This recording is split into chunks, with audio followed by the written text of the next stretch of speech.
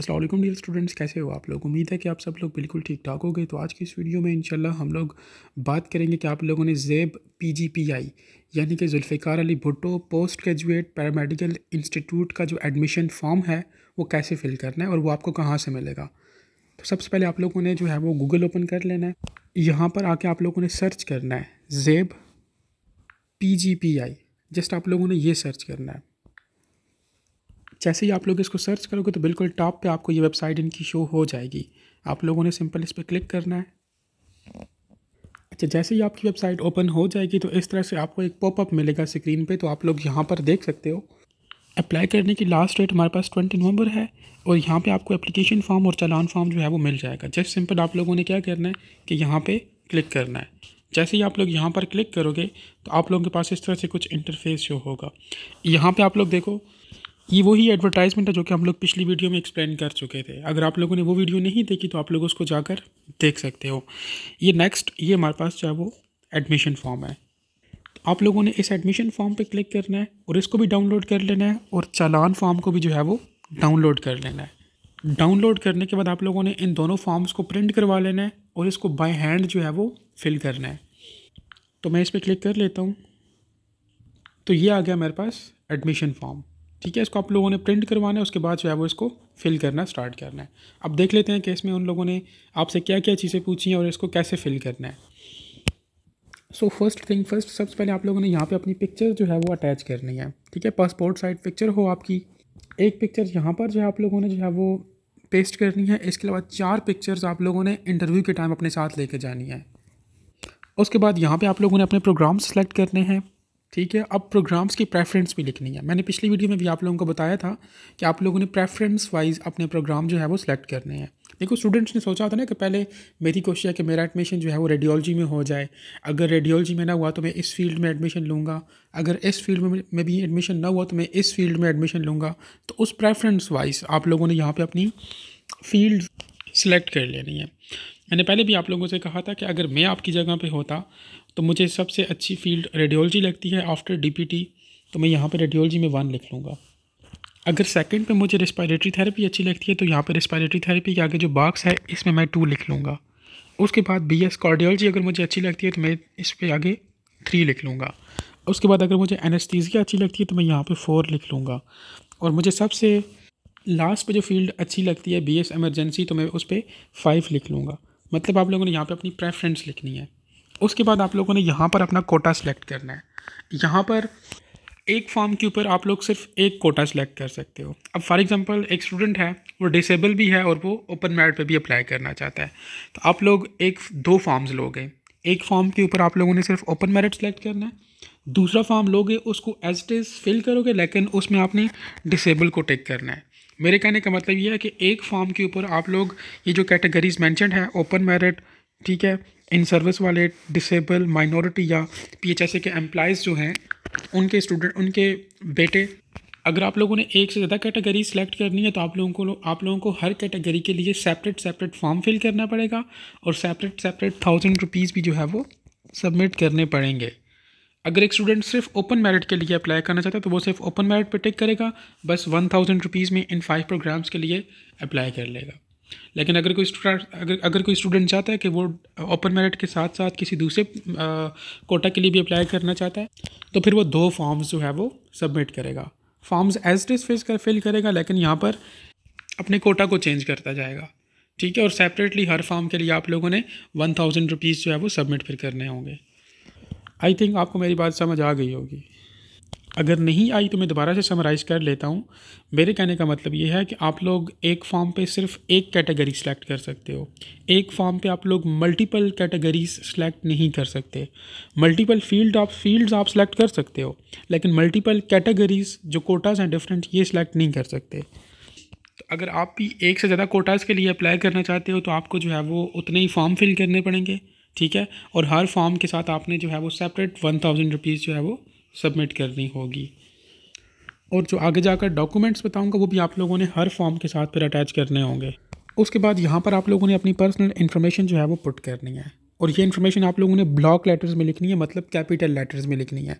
छोटी ABC के साथ नहीं लिखनी, कैपिटल वर्डिंग में लिखनी है। सबसे पहले आप लोगों का नाम आ जाएगा, आपके फादर का नेम, उसके बाद आपकी date of birth, date of birth के बाद आपका डोमिसाइल कि आप किस सिटी से हो, आपकी नेशनैलिटी, आप पाकिस्तानी हो या कोई और हो। उसके बाद आपका CNIC या फॉर्म B नंबर, अपना कॉन्टैक्ट नंबर यहाँ पर लिख लें। उसके बाद आपका परमानेंट एड्रेस और करंट एड्रेस। उसके बाद आप लोगों ने एमरजेंसी कॉन्टैक्ट इन्फॉर्मेशन लिखनी है कि अगर किसी भी किस्म की एमरजेंसी हो गई खुदा ना खास्ता तो इंस्टीट्यूट वाले किस बंदे के साथ कॉन्टैक्ट करें। तो यहाँ पे आप लोगों ने अपने गार्डियन का नाम लिख लेना है। आपका फादर भी हो सकता है, आपकी मदर भी हो सकती हैं, आपका भाई भी हो सकता है, आपके अंकल भी हो सकते हैं, कोई भी हो सकता है। उसका नाम लिख लें यहाँ पे। उसके साथ आपका क्या रिलेशन है, वो आपका भाई है, बहन है, अम्मी है, अबू है, कज़न है, कौन है, तो इसका रिलेशन लिख लें। उसका एड्रेस यहाँ पे मेंशन करें। एड्रेस के बाद यहाँ पे उसका मोबाइल नंबर। उसके बाद आप लोगों ने अपनी एजुकेशनल डिटेल्स जो है वो एंटर करनी है। सबसे पहले आपकी KMU कैट टेस्ट की डिटेल्स आ जाएंगी कि आप लोगों ने कौन से ईयर में दिया था। तो 2025 में दिया था, तो आप लोग यहाँ पे 2025 लिख लोगे। आपका रोल नंबर, उसके बाद टोटल मार्क्स 100 थे KMU कैट के, आपने कितने लिए आप लोग वो पुट कर लोगे। और यहाँ पे बोर्ड और यूनिवर्सिटी की जगह आप लोग यहाँ पे KMU लिख लो, ठीक है। उसके बाद आप लोगों ने अपनी मैट्रिक की डिटेल्स पुट करनी है। आपका पासिंग ईयर, आपका exam roll number, total marks, obtained marks और आपका बोर्ड कि आप लोगों ने पेशावर बोर्ड से मैट्रिक किया या किस बोर्ड से किया, वो आप लोगों ने यहाँ पर लिख लेना है। इस तरह आप लोगों ने FSC की डिटेल्स भी पुट कर देनी है। उसके बाद ये वाला जो बॉक्स है ना, ये डिप्लोमा होल्डर्स के लिए है, ठीक है। अगर आप लोग डिप्लोमा होल्डर नहीं हो तो आप लोग इस बॉक्स को खाली छोड़ दो। अगर आप हाफिज़ कुरान हो तो यहाँ पर टिक कर लो, अदरवाइज़ नो पे टिक कर लो। अच्छा, नेक्स्ट पेज पे ये जो डिटेल्स उन्होंने पूछी हुई है ना, ये FSC वालों के लिए नहीं है, ठीक है। ये डिप्लोमा होल्डर्स के लिए है या ये इन सर्विस स्टूडेंट्स के लिए हैं। तो अगर आप लोग FSC के स्टूडेंट हैं तो आप लोगों ने इसको जो है वो एज इट वैकेंट छोड़ना है, खाली छोड़ना है, फिर इसको फिल नहीं करना। और अगर आप लोग FSC वाले हो तो यहाँ पे आप लोगों ने साइन भी नहीं करना, क्योंकि ये इन सर्विस वालों के सिग्नेचर्स की जगह है। अब इस फॉर्म में जो सबसे इम्पोर्टेंट काम है वो डॉक्यूमेंट्स अटैच करने वाला काम है। जो डॉक्यूमेंट्स रिक्वायर्ड हैं वो सारे डॉक्यूमेंट्स आप लोगों ने लाजमी जो है वो अटैच करने। अगर आप लोग कोई डॉक्यूमेंट अटैच नहीं करोगे, मिस कर दोगे, स्किप कर लोगे तो आपका एडमिशन नहीं हो सकता। आप लोगों को वो इंटरव्यूज़ के लिए शॉर्ट लिस्ट नहीं करेंगे। तो अपनी रिक्वायरमेंट के मुताबिक आप लोगों ने वो तमाम डॉक्यूमेंट्स लाजमी जो है वो अटैच करने हैं। अब देख लेते हैं कि कौन कौन से डॉक्यूमेंट्स हैं। अच्छा, जो डॉक्यूमेंट्स आपने साथ अटैच किए ना, तो यहाँ पे आप लोगों ने टिक करने हैं, ठीक है साथ। अब फॉर एग्जांपल बैंक में जो आप लोगों ने 1000 रुपीज़ जो है वो सबमिट किए थे, तो आप लोगों ने उस डिपॉजिट स्लिप की ओरिजिनल रसीद जो है वो यहाँ पर अटैच करनी है। जैसे ही आप लोग वो अटैच करोगे तो यहाँ पे आप लोगों ने टिक कर देना है कि हाँ जी आपने अटैच कर दिया है, और ओरिजिनल रसीद जो है वो अटैच करनी है। लेकिन ओरिजिनल रसीद यहाँ पर अटैच करने से पहले आप लोगों ने उसकी एक फ़ोटोकॉपी लेके अपने पास रख लेनी है एज अ सबूत कि हाँ आपने पेमेंट की थी। तो ओरिजिनल आप लोग फॉर्म के साथ अटैच कर लोगे और फोटोकॉपी अपने पास रख लोगे। उसके बाद आप लोगों ने क्या करना है कि KMU कैट टेस्ट रिज़ल्ट की एक अटेस्टेड फ़ोटोकॉपी जो है वो अटैच करनी है। अगर आपकी ये चीज़ें अटेस्ट ना हुई तो वो कंसिडर नहीं की जाएंगी, अटेस्ट करवा कर यहाँ पे अटैच करनी है, ठीक है। उसके बाद आप लोगों ने ये 4 डॉक्यूमेंट सबमिट करने हैं, मैट्रिक और FSC की DMC और साथ में इनके सर्टिफिकेट्स। अगर सेकेंड ईयर का सर्टिफिकेट आपके पास नहीं है तो आप बेशक अटैच ना करें, लेकिन मैट्रिक का कर लें। जो चीज़ें आप लोग मतलब साथ अटैच करते जाओगे तो यहाँ पे आप लोगों ने टिक लाजमी करना है, ठीक है। अगर आप लोगों ने फॉर एग्जांपल ये चीज़ें अटैच की हैं लेकिन यहाँ पर टिक नहीं किया तो हो सकता है फिर भी वो आपके फॉर्म को जो है वो कंसिडर ना करे। तो जो कुछ कह रहा हूँ वैसे वैसे करते जाओ, डू एज डायरेक्टेड। उसके बाद आप लोगों ने अपने डोमिसाइल की अटेस्टेड फ़ोटोकॉपी अपलोड करनी है। आफ्टर दैट CNIC, अगर किसी के पास CNIC नहीं है तो वो फॉर्म बे की अटेस्टेड फ़ोटोकॉपी जो है वो अटैच करेगा, अपलोड नहीं अटैच करेगा। अपने फादर या गार्डियन का CNIC भी अटैच करना है। इसके बाद आप लोगों ने जहाँ से FSC की है सेकेंड ईयर, आप लोगों ने उस कॉलेज में जाना है, वो आपको एक कैरेक्टर सर्टिफिकेट देंगे। कुछ कॉलेजेस वाले तो वैसे भी दे देते हैं, आप मतलब DMC के लिए जाओ तो वो आपको एक साथ कैरेक्टर सर्टिफिकेट भी देते हैं। अगर आपके पास है तो वेल एंड गुड, अगर नहीं है तो आप लोगों ने अपने कॉलेज जाना है और वहाँ से अपना ये कैरेक्टर सर्टिफिकेट लेकर आना है और उसको भी यहाँ पर जाकर अटैच करना है। अच्छा सॉरी, आप लोगों ने इस तरह करना है कि एक अपनी पिक्चर जो है वो फॉर्म के बिल्कुल टॉप पे पेस्ट करनी है। इसके अलावा 6 फ़ोटोकॉपीज़ आपने इसके साथ अटैच भी करनी है।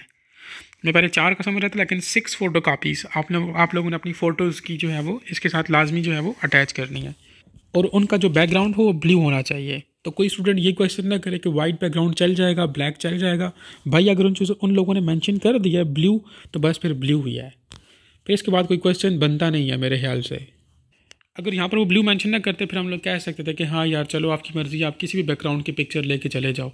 लेकिन अगर उसने मेंशन कर दिया तो बस फिर कर दिया है। अब ये जो सीरियल नंबर 8 तक जितने भी डॉक्यूमेंट्स थे ना, ये उन तमाम स्टूडेंट्स ने जो है वो लाजमी सबमिट करने हैं। इसके बाद जो हमारे पास सीरियल नंबर 9 से लेकर 12 तक जो डॉक्यूमेंट्स हैं, ये हर बंदे ने सबमिट नहीं करने, ठीक है। ये सिर्फ वो स्टूडेंट्स जो है वो अटैच करेंगे जो है वो इनके लिए ये जिन स्टूडेंट्स के लिए रिक्वायरमेंट है। फॉर एग्जांपल डिसेबल सर्टिफिकेट, अगर किसी स्टूडेंट ने जो है वो डिसेबल कोटा के लिए अप्लाई किया है तो वो डिसेबल सर्टिफिकेट अटैच करेगा। अब अगर एक बंदा ओपन मेरिट के लिए अप्लाई करे तो उसके लिए जो है वो इस सर्टिफिकेट की रिक्वायरमेंट नहीं है, क्योंकि आप उस कोटा के लिए अप्लाई नहीं कर रहे। उसके बाद आप लोगों ने क्या करना, अगर इन सर्विस वाले कैंडिडेट्स हैं तो वो यहाँ पर अपना सर्विस सर्टिफिकेट जहाँ पे वो करंटली एम्प्लॉयड हैं, जहाँ पे वो करंटली काम कर रहे हैं, तो वहाँ का सर्टिफिकेट अपलोड करेंगे।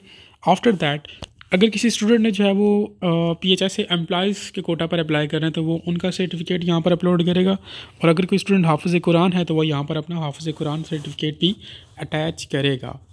तो जो स्टूडेंट्स सिर्फ ओपन मेरिट के लिए अप्लाई कर रहे हैं तो वो डॉक्यूमेंट सिर्फ सीरियल नंबर 8 तक जो है वो अटैच करें, 1 से लेकर 8 तक। उसके बाद यहाँ पर आप लोगों ने अंडरटेकिंग्स पे सिग्नेचर्स करते हैं। इसका मतलब ये है कि आप लोगों ने एडमिशन कमेटी के जितने भी डिसीजंस हैं उनको एक्सेप्ट किया है, ठीक है, उनके अगेंस्ट आप लोग नहीं जाओगे। तो इस अंडरटेकिंग पे आप लोगों ने यहाँ पे अपने फादर या गार्डियन से सिग्नेचर करवानी है और यहाँ पे आप लोगों ने खुद सिग्नेचर्स करने हैं। बाकी यहाँ पर ये कुछ इंपॉर्टेंट इंस्ट्रक्शंस मेंशन्ड है तो इनको आप लोग खुद रीड कर लेना। बाय द वे मैं साथ साथ ये सारी चीज़ें एक्सप्लेन ऑलरेडी कर चुका हूँ कि यही केस में सिर्फ KPK के स्टूडेंट्स अप्लाई कर सकते हैं। हर कैटेगरी के आप हर कोटा के लिए आप लोग जो है वो डिफरेंट फॉर्म फिल करोगे, सेपरेट फ़ी सबमिट करोगे, तो ये सारी वही चीज़ें लिखी हुई हैं। अगर आप लोग इनको रीड करना चाहते हो तो कर लो। By the way form fill करने का तरीका मैंने आप लोगों को बता दिया है। तो आप लोगों ने जस्ट सिंपल एडमिशन अगर करना है तो इस फॉर्म को एज इट फिल करें, साथ में जो डॉक्यूमेंट्स हैं सपोर्टेड डॉक्यूमेंट्स उनको अटैच करें और फिज़िकली जाकर आप लोगों ने PGPI में जाकर सबमिट कर लेना है, ठीक है। ये दुरानपुर पेशावर में है ये इंस्टीट्यूट। आप लोग वहाँ पर जाकर किसी से पूछोगे तो आपको जो है वो बता देगा। लास्ट डेट जो है वो इसकी 20 नवंबर है। तो आप लोग कोशिश करें कि 20 नवंबर से पहले जो है वो ये फॉर्म फिल करके आप ये उन तक ये फॉर्म पहुंचा दें।